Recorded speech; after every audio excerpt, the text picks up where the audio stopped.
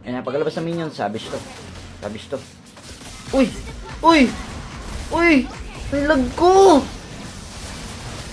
At syempre, pag naglalag ako, in-open ko na tong gear up. Tapos, konting scroll down lang sa baba, andyan na yung laro mo. I-click mo lang yung boost, tapos hintayin mong mag 100% kumag ka ba. Kaya na itong pababain yung ping mo sa MLBB Bang Bang, Blood Strike, CODM of Duty, HOK of Kings, at PUBG Mobiles.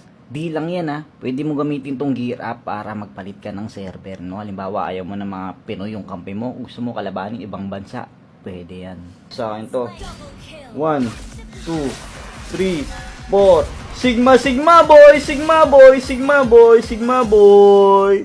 Ano, di na ako lag eh. No?